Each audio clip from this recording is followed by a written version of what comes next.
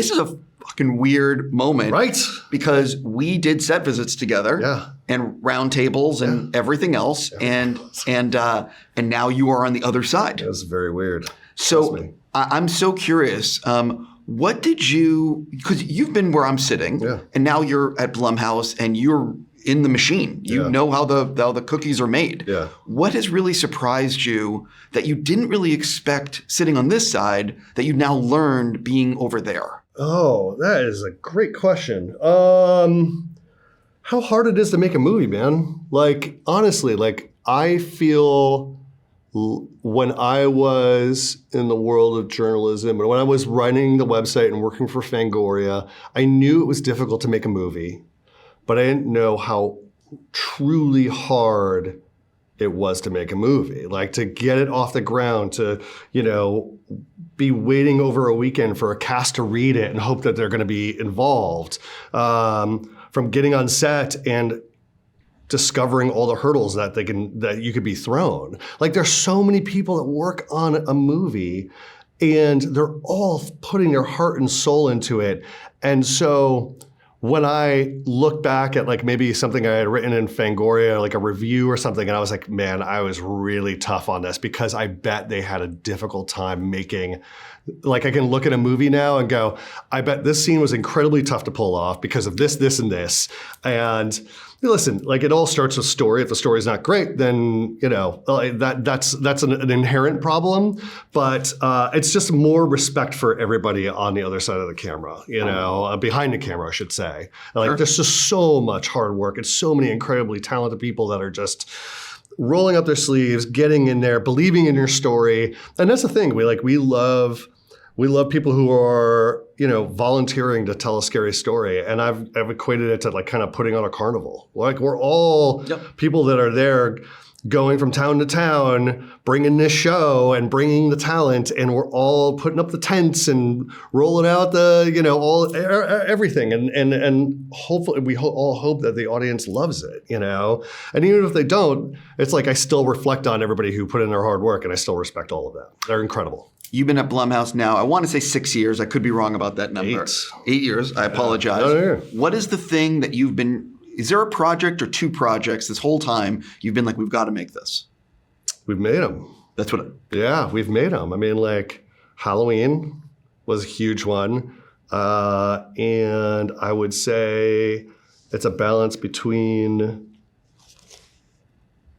it would be a balance between Freaky and Happy Death Day, because obviously I'm a huge slasher movie fanatic. And to see twists on the slasher movie formula that I've never seen before, Groundhog Day meets Friday the 13th, and then a body swap horror movie. Like, I love both of those. And obviously I love Chris Landon. One of the things about the movie is it reminds me that I'm never going to get in a pool and I will never get in the ocean. Yeah. I learned this from a young age from horror movies. Yeah. So what horror movie hit you as a kid, or horror movies hit you as a kid that actually changed what you do in real life? My relationship to the water? Or just like in general, like Poltergeist for me and Under My Bed. Interesting. Yeah, listen, I think I've always said that horror movies are great learning lessons. Forget school. Like horror movies were my life lessons. Don't go creeping into the woods at night, you know? Like a movie like Something Wicked This Way Comes. You know, where these kids have full accessibility to the town and they discover awful things about the town. They discover this guy who rolls into their place. You know, Jaws was a huge one, obviously, you know, when it comes to the ocean. I'm trying to think. I have like Cujo. Sure. Cujo, I love dogs. I have dogs. I had a dog. Or I have one dog now. But Cujo was like, okay, don't go messing around with stray dogs, or don't go messing around with dogs you don't know. You know, that's a really great question, because I just think I think everything about horror and to this day, still inherently makes me cautious about society and life. Everything.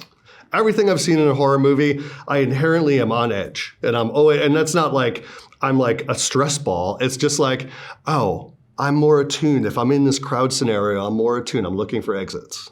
Like I know, you know, Oh. Yeah, exactly. It's Watch out for falling objects. I don't think you've announced, I don't think Blumhouse announced it. So, but when, is there going to be like a Five Nights at Freddy's? I'm assuming it made so much money. The movie made so much money. It was a huge success, and we're grateful for that. And Emma did such a great job, but still waiting for the green light on that. You know, we'll see. Which is crazy. Yeah. No, it's not crazy. It's just part of the process. Sure. I think. Yeah. I am surprised that there hasn't been a date of like, 7/2/25 on a sequel for a movie that did that well on both streaming and in theaters. Right. I'm sure Jason's got some tricks up his sleeve. Right, exactly. It's just a question of when. Yeah. So Megan was a huge hit. Yep. Black Phone was a huge hit. Yeah. Both are getting sequels. Yeah. And we have more so when do you actually start shooting those? Have you seen scripts that you're happy with? Haven't seen. No, listen. Like Megan 2 is underway. We haven't started shooting or anything like that. We're aiming towards that January release date. That was set. And Black Phone 2, but there's nothing else I could say really in terms of movement. Sure. Is it one of these things? I mean, I'll switch. What are you excited about at Blumhouse that you're getting ready to film in 2024 that maybe is not on people's radars? I will say that one of the projects that I'm active on is Dead by Daylight, which is the video game adaptation of the game that's been around for like 7 years. I look at that as the kind of celebration of horror that the video game itself is, and what we've learned from Five Nights at Freddy's is obviously, steer towards the fans and obviously make a video game adaptation for the fans. I'm a huge Dead by Daylight fan. I played, even though I steer to like newer games like Alan Wake 2, and I'm like, let me play some Alan Wake 2 tonight. I'm going to get into Dead by Daylight and play the killer tonight. That one I'm super excited about, and kind of we're creatively mulling around what the way into it is. Listen, I love IMAX and the large screen format. Yeah. And one of the things that I have not really seen is horror or genre films really embrace the large screen format. Yeah. But you look at what Oppenheimer did, like the $1 billion, and just how much people love the big, like that screen. Is there any talk with you guys about what can we do with IMAX or, to push the boundaries in a movie theater? I mean, we've had releases in IMAX. Obviously, some of the Halloween entries were in IMAX to shoot IMAX. I don't know if that's conducive to the kind of the Blumhouse system in a way. It's very expensive, obviously. Sure. What we'd prefer is give, at least this is from my standpoint, is that I'd rather give that money to the filmmaker so they can execute on the story and the scares and make the scares as scary as possible. Also, it's interesting. I mean, like, I wonder how that would be interpreted on the big screen. I feel like if you're looking all over, it's just because scares are very scientific in a way, in terms of how you orchestrate or how you choreograph when things are coming on camera, I'm fascinated by it, but I just don't know if budgetarily it would work, No, 100%. Yeah. On that note, sir, I am really happy for you. Oh, thanks, man. And it's really good to see you. Great interview. Thank you. So good to see you. I was very excited when I saw you on the list.